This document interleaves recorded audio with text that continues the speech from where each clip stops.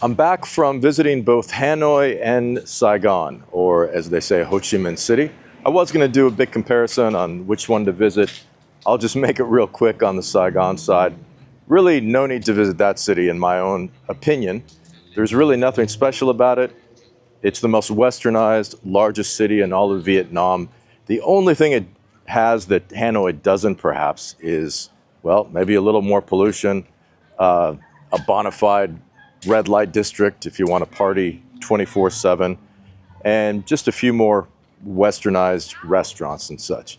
I found Hanoi to be captivating and very much the essence of old Vietnam, with the French Quarter and the Old Quarter and many lakes, and very walkable as well. I really did enjoy Hanoi. Both are incredibly crowded and quite polluted. The air quality is horrid in both. It's not a place that I personally would enjoy staying in a long time, but to visit one of those cities, my own opinion would be definitely visit Hanoi.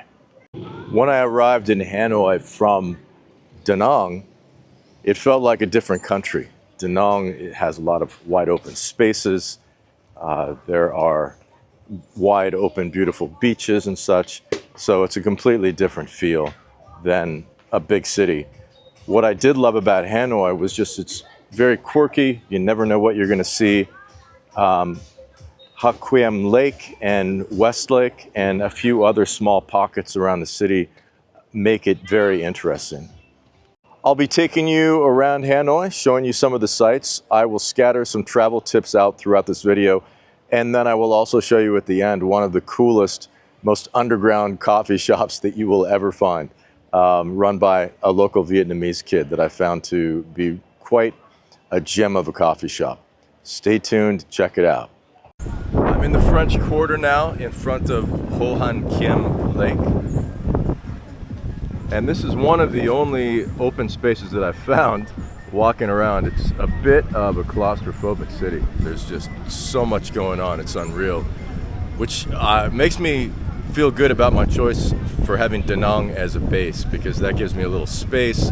Love the city, but only in small doses, and Hanoi is fast and furious and in your face. There's vendors everywhere, and there's just traffic, and the air is filled with God knows what sort of pollutants everywhere. And it's got that kind of studio feel, like a really smoggy day in Los Angeles or Mexico City, right? Which I kind of like. It's not healthy, but it's kind of a cool vibe just because of all the pollutants in the air.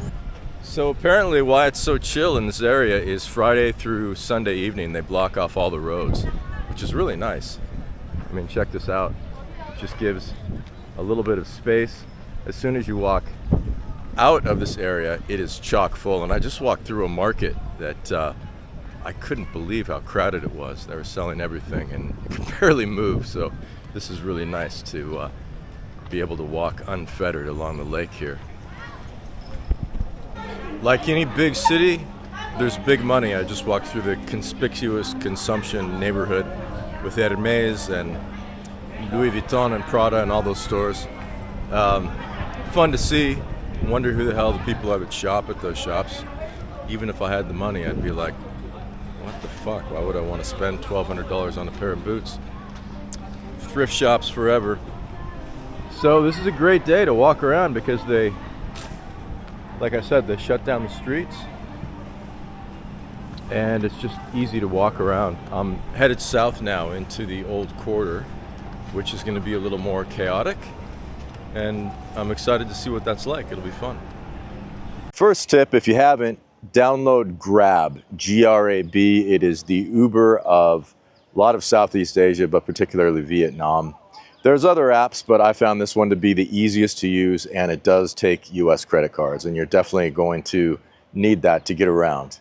You can either ride on a motorcycle, which is dirt cheap, or choose a car, which is cheap. With as much sensory overload and claustrophobia that I have in Hanoi, I am finding some green spaces. In fact, here is one I'm walking into, Thon Nhat Park,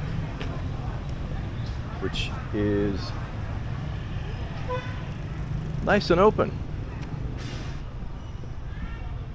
The city's just chock full of surprises. There's just stores and commerce everywhere with vehicles, electric and gasoline powered, everywhere around you. Can be a bit overwhelming.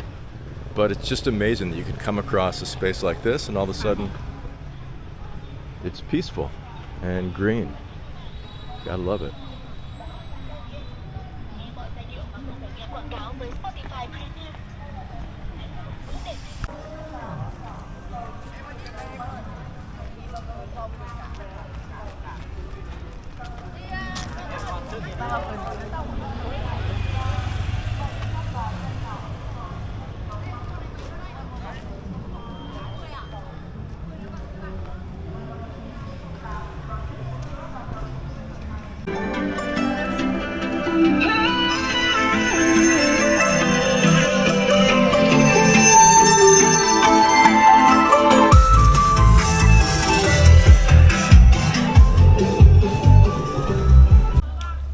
And I love how there's this open square.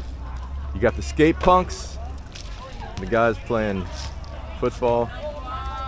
It's a good space for kids. Good space just to kick back and chill in the park.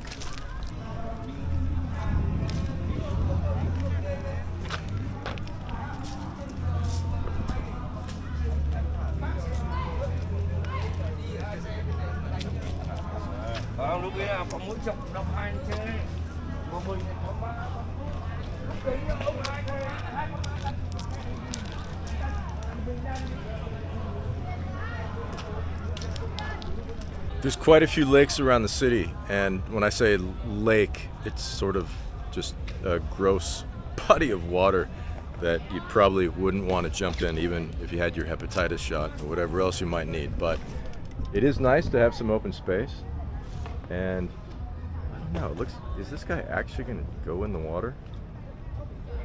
I am interested to see if that dude's actually going to swim. Holy shit, this crazy motherfucker is gonna swim. Just put on his goggles.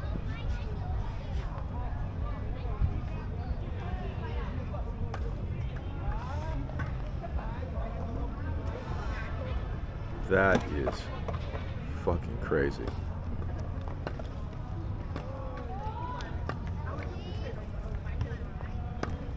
Why on God's green earth would you go in this water?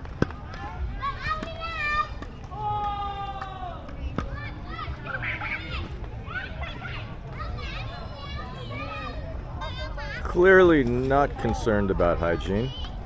This guy is actually swimming. That is nuts. I don't even know what to say. That's just some crazy shit right there. Oh my God. All right, well, I think I've seen everything now. Where do you want to stay when you visit Hanoi? There's Tam Coc. There's Tay Ho. You could stay in the French Quarter. You could stay in the Old Quarter. And I'll go through a bit of why you might want to consider each one. Tam Coc is probably where you'll find the most value. It is walkable to both the Old Quarter and the French Quarter and Tay Ho. And it has tons of Airbnbs and hotels, so you really can't go wrong there. Tay Ho, which is on the other side of Westlake from Tam Coc, has some really cool little neighborhoods and a couple of islands that stick out into the lake. I walked around, found some great cafes, restaurants, funky thrift shops. It's really cool and quite eclectic, and it's nice because it runs along the lake. Tay Ho, I would say, is probably the expat stronghold. I would say that most of the expats probably live in that district. And then you've got the Old Quarter, which I love to visit personally. I think it's great to see. It's just crammed full of shops, mainly appealing to tourists. The prices are higher. Quite the backpacker crowd there. If you like the party scene and the backpacker crowd, that's the center of it. So you might want to stay there. The French Quarter is definitely the most elegant. There's wider streets. There's the old classic French architecture and the higher end restaurants, cafes, some of the stores that you might find like Louis Vuitton, Prada, Armani, etc. And the cool thing about the Vietnamese is they're big into exercise. They do their laundry in public a lot, and they exercise in public. It's just part of the daily thing. And you'll see in most towns these little machines. You see them, of course, in other parts of the world. Here, a lot of the time, they're actually being used, which is pretty cool, but it's nice. People stay active. I think the obesity rate here is one of the lowest of any countries, and that is due to relatively healthy food and just very active people. In Da Nang, you see them on the beach, literally at 5 a.m., doing meditation, Tai Chi, group classes, running, etc. So altogether, I mean, outside of the pollution in Hanoi, it's pretty healthy lifestyle.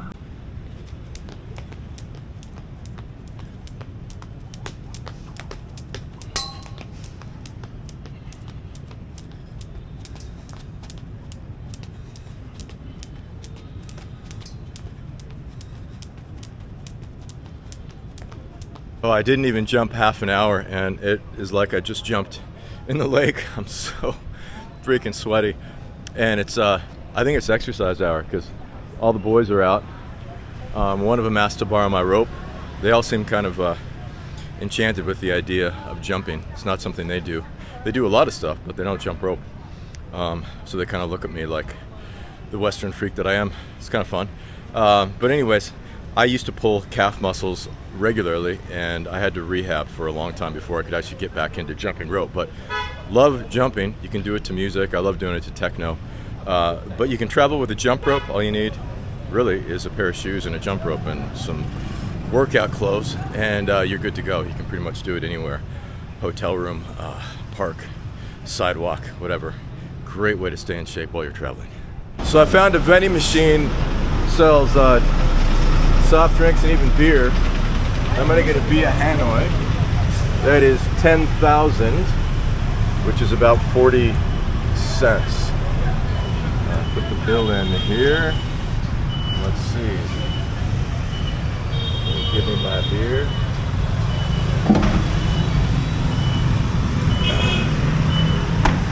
There we go. Got myself a beer right from the street. 40 cents. Pretty decent price for a beer. Nice and cold too. So it has been quite a day. The sun is going down. I'm back near my hotel, and I feel like I've walked 50 miles at least. It's been amazing.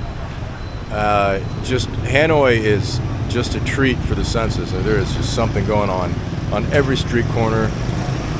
It's really amazing as a tourist. Like I said, don't think it's a place I'd ever choose to live, but to experience, it's absolutely phenomenal. Yesterday, I found a little street corner place that has some grilled pork and salad and beer. So I think I'm gonna hit that. Yeah, here's my lady. She's got the things going. Xin chào. Xin chào. 5? Yeah? Okay. Beer?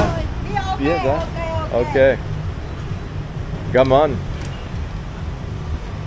Yeah, they have good stuff for cheap. As is usual in Vietnam, there's a lot of these little baby chairs, but she gave me the big gringo or gaijin or foreign chair, so I can actually sit. Yeah, that's good. Although I'm into food, I'm not sure if I'd want to call myself a foodie. It always brings some connotation of something uber healthy and trendy and expensive. I like everything. I kind of take to the Bourdain philosophy of try the street food, try what the locals are having, dig in, see what it's like. You might hate some of it, but there's going to be some that hits the spot. I love this for its simplicity. These are just pork skewers, salad, some hot sauce, a cold beer. You got to have the ice. If you don't have the ice for the beer in Southeast Asia, it's not cool. Ice goes well with beer here because everything's so damn sweltering hot all the time. But what I love about this corner here is you can just kind of kick back, watch the world go by, and enjoy some good food and cold beer. I'm standing in one of the world's largest franchises. I don't even know how it's pronounced. Mixue, but it even dwarfs McDonald's in number of branches. Ice cream and tea. Who knew? At Vo Cuppa Cafe on Trukba Lake in the greater Westlake, I'm drinking the salted coffee, which is famous in Vietnam, and it is insanely good. There's just no way I can go back to normal coffee after this. Also, on the same street as the embassy, this Bun Cha Mien place is off the hook. I don't know exactly what the name of it is, but it's so good. I'm going back there. I ordered like a double portion of meat, got all my protein, and it was, I think it's my favorite Vietnamese meal. Bun Cha Mien.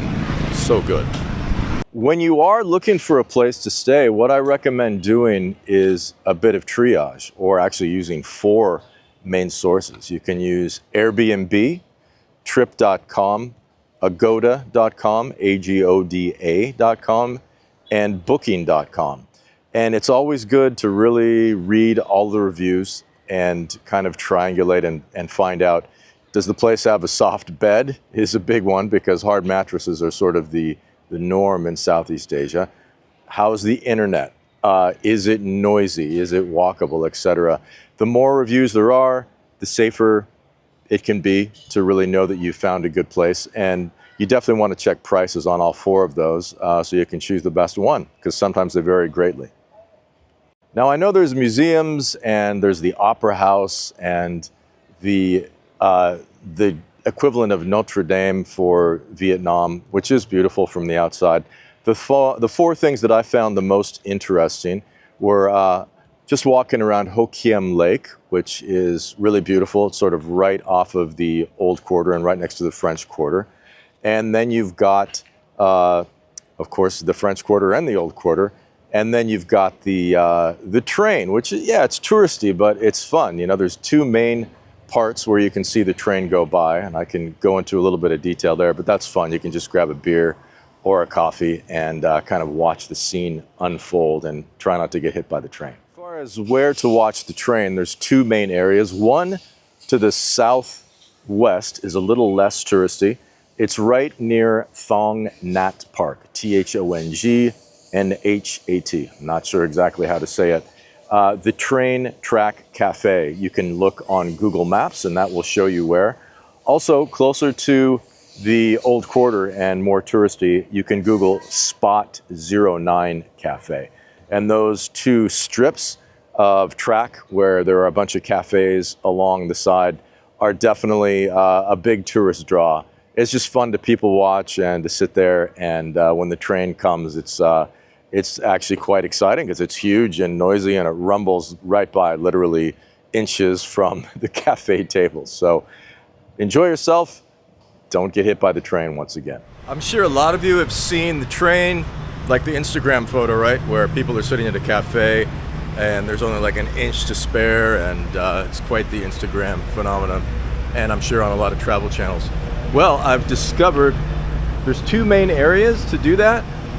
This is not one, obviously, where the cafes are, but I found the train track, and about 400 meters ahead, apparently there's cafes. And then there's another more popular viewing area up ahead. And Corgi seems to be the breed of choice. I'm not sure why. Hello. Hello. Yes, a good doggy. Good doggy. Lots of Corgis in Vietnam, oddly enough. Okay, now I'm officially cool because I have found the area where people view the train. And they're telling everyone to get back because they don't want them to die. So you can feel the excitement building. Tourists with their cameras ready. Because I'm sure nobody's ever seen a train. It's quite exciting.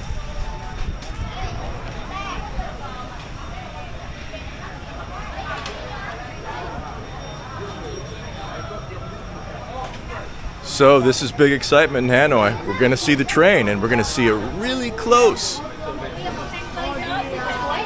Oh, that's okay.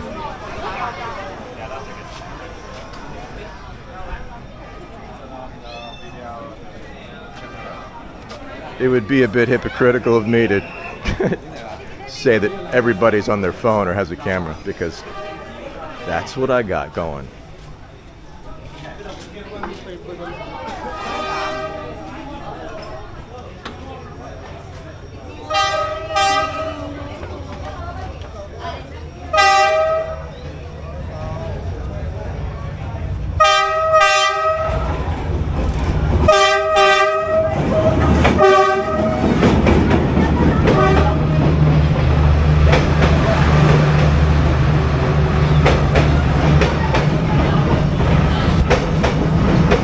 So this might be a good time for travel insurance for those people along the track. That is a big, heavy-ass train. It would kill you in a second. And this is how close people are.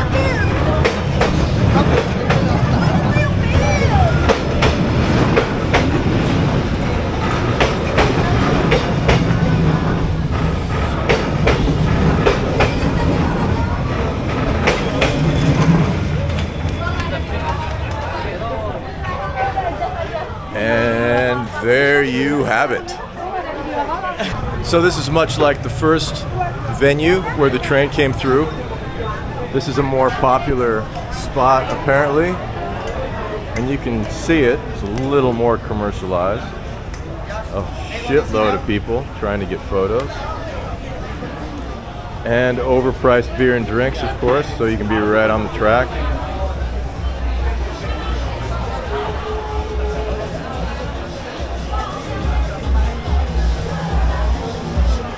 So if you come to Hanoi and you feel like you're lacking something touristy to do, just come here. Tip is to carry cash. Cash is king in Vietnam. You can open a bank account as a foreigner, and then you can use a QR code to pay for things. I opted not to do that because I'm only here for 4 months. Don't want to go through the hassle. So just make sure you have plenty of cash. The bank that I found to have a ATM that has no charge is VP Bank. You can take up to 10 million dong at a time, which is a little under 400 US dollars, and they won't charge you a penny, which is nice. So make sure you have plenty of cash. What I'm showing you today is something that I'm really excited about. I mean, I'm a dork, I guess, because I love hidden places that are hard to find, like a speakeasy or a clandestine cafe, and this is just that. And you can see that these buildings behind me look like abandoned tenement buildings, right? And I'm going to take you inside. We're not going to be buying crack or barbiturates or anything sketchy. It's actually to get coffee. This local Vietnamese kid has opened up his home and runs a coffee shop out of it, and it is just like one of the coolest things I've ever seen. You got to check out this entrance. You tell me if you would ever suspect that there would be a coffee shop here. Yep, it looks like we're going to buy some crack.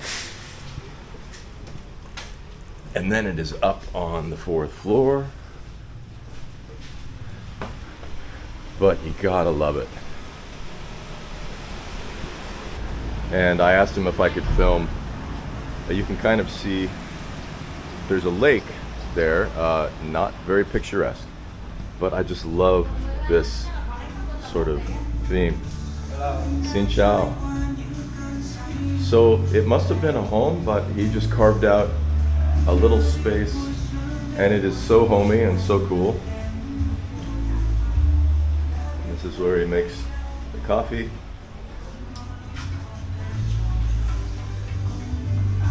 And basically, it's just a little chill spot. It does have Wi-Fi. There's a leak because of this. We just got a hellish rain, thunderstorms galore. But yeah, this I feel is like the coolest coffee shop that I've ever seen in my life. I'm here with the owner. Tell me your name again. My name is Vu. Vu. Yeah. Tên tôi là Jim. Jim. Jim. Oh, Nice to meet you. And this is, how long have you had this coffee shop? For 1 year. 1 year. Yeah. It is very creative. It's very cool. I love it. It's just, it feels like a secret. Yeah, thank you. So it's a very good spot. Thank you very much. So there you have it. My visit to Hanoi, and not really showing my visit to Saigon simply because I don't really believe it's worth your time to go to Saigon. And there's going to be people that disagree with me on that. But if you're really wanting to see a big city that kind of encapsulates the heart and soul of Vietnam, Hanoi is the place, and I highly recommend it.